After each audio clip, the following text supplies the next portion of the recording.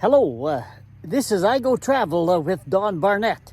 We're in a little town in southeastern British Columbia called Creston.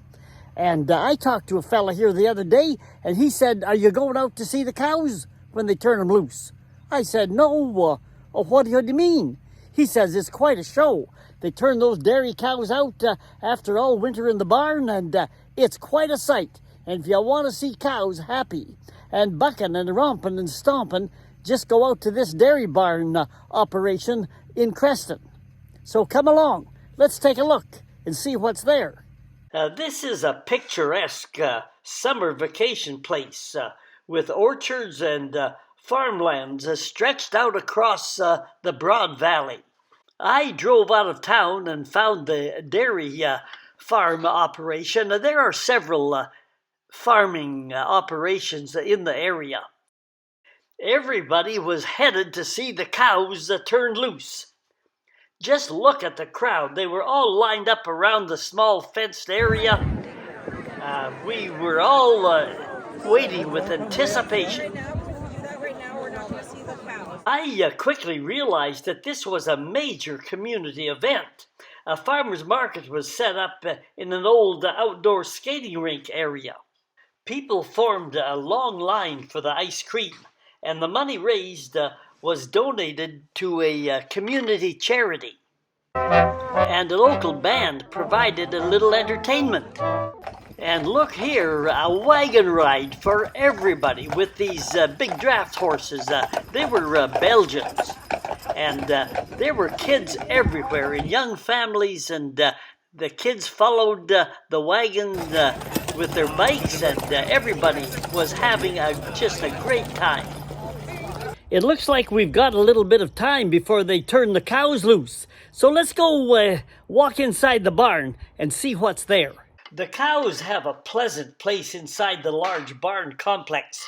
Unlike some operations, these cows are cage-free and have room to move around. There's a lot of space, light, and ventilation. There is no excess of either too much heat or cold. These dry straw areas make for good sanitary conditions. Even I could have a nice afternoon snooze in a place like this.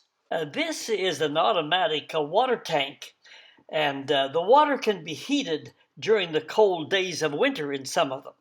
There's a lot of modernization and technology and computerization in the dairy business. Here is an example of this automation. This machine automatically pulls along the floor to scrape manure and mud away. It looks a lot easier and does a better job of it than I had to do in the old days with a pitchfork and shovel. This small electric motor geared down pulls the manure scraper down the floor. Technology and computerization is an integral part of the modern day dairy farm. These collars around the neck of the cow are connected to a computer network that provides information on the physical status of each cow. It records things like the amount of milk that the cow produces each day, things like the amount of feed she eats, and even the mix of nutritional elements in her feed, and how these things change from season to season and as the cow ages. The dairy business is a modern, highly technical kind of operation. Okay, everybody's waiting for the cows. Where is the herd? It's the lull before the storm. Everybody's lined up and we're ready. Here they come. They've opened the gate. All right, the stampede starts. They're checking things out, and look at those cows jump. You just don't see cows kind of bucking and jumping around and galloping about like that. It was just a great, great time. Really a high point. It was, for the cows, I guess it was spring break. Let's just watch them for a while. The crowd was cheering and the cows were running and bucking. Look at that brown cow. You just don't see that. Like I say, it was just a great, great time. Here they come. They're headed for us. They knew we were there and it didn't bother them one little bit. They were just out for a good time. Yum yum, I can't get enough of that fresh spring green grass. All cows have 32 teeth exactly, but none in their upper front. So they grasp the grass with their tongue and press it up against their hard upper plate or hard palate to shred the grass and get it ready to be swallowed into the first of their 4 stomach compartments. Because of these 4 stomach compartments, a cow can bring up or regurgitate the grass back up into its mouth to chew again. This is what we call the cow is chewing her cud, and they seem to be doing it all the time. Cows can chew their cuds for about 8 hours a day, often at a rate of 40 or more times a minute. All cows have as I said, the same number of teeth, 32. The rear teeth are called molars and move from side to side to shred the grass. Cows have been recorded moving their mouth up to 40,000 times a day. There's a few things you don't want to bother trying to do with a cow. First, don't think you can sneak up on them and surprise them. They have the ability to smell from a long distance away, up to 8 kilometers away. And also, cows have nearly a 360-degree vision. They can basically see entirely around themselves. And I guess that is why you don't usually see a cow turning its head back and forth, even when it's being milked. There's that cud chewing. And here comes a curious cow. Kiss me, kiss me. No thanks, she says. Cows are social animals, and they do not like to be separated from the rest of the herd. They will quickly jump over a fence in order to get back to the herd. And cows are one of the most curious animals that you'll ever meet. They will go almost anywhere to satisfy their curiosity. For example, I had a range cow one time almost walk up the plank and right into my houseboat. And so my advice is don't leave your house door open and go into town, or you might find a cow in your kitchen when you get home.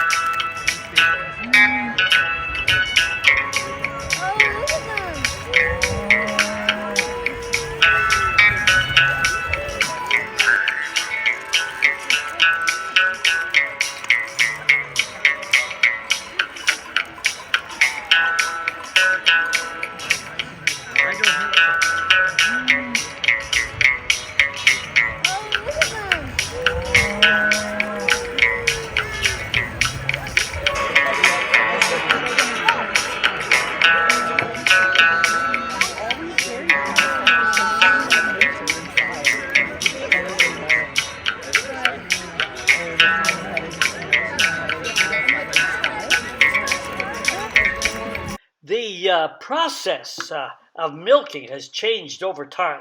Old-time milking by hand was replaced by machines that were strapped onto the cow, but a person still had to set up the machines in order to milk the cow. Nowadays, milking has moved to number 3, all robot and computer-driven milking. The cows on this farm come into the milking station on their own time, usually 2 or 3 times a day. The milking robot first brushes and cleans the bags and teats with water and that comes out of these red and white brushes.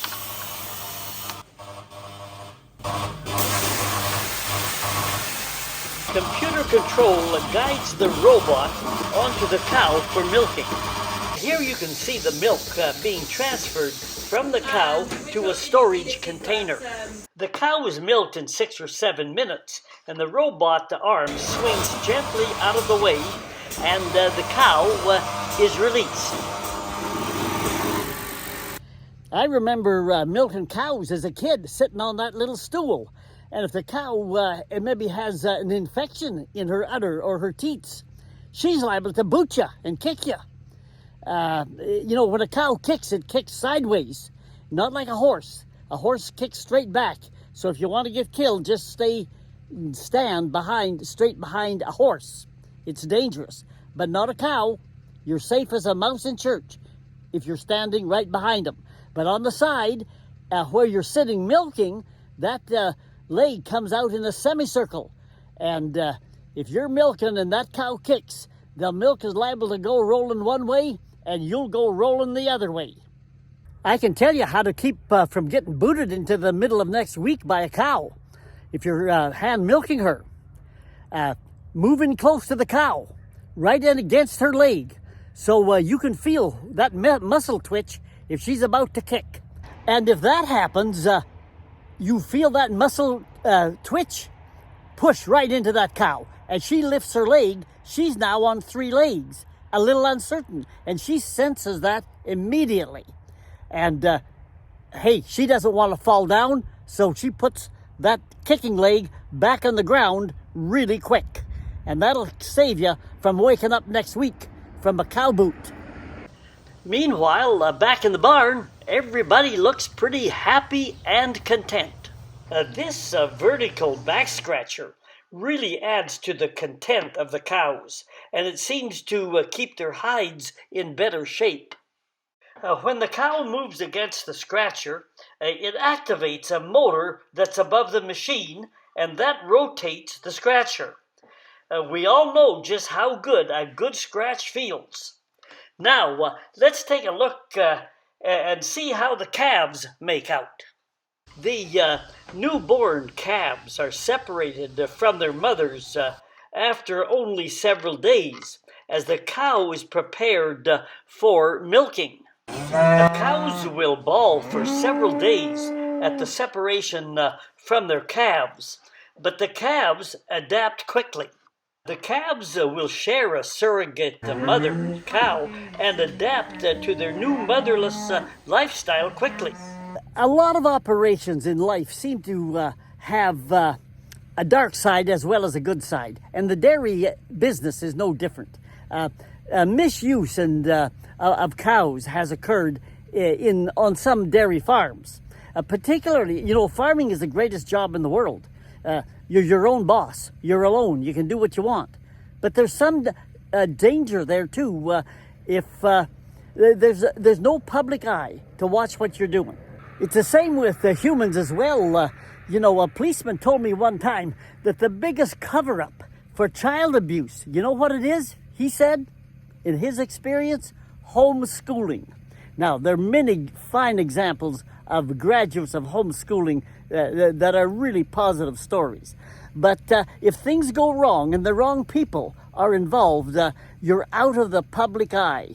And there's a danger there. There's a danger in homeschooling. There's a danger in farming. And you know why this is a good dairy operation, I feel? It's open to the public. Information signs like these welcome visitors in the barn. The owner offers tours of her operation. manure back onto the field, and it's one of the nice things too about because we grow the vast majority of our own crops. It helps keep everything in balance. She told me we love our cows. And what is there not to love here?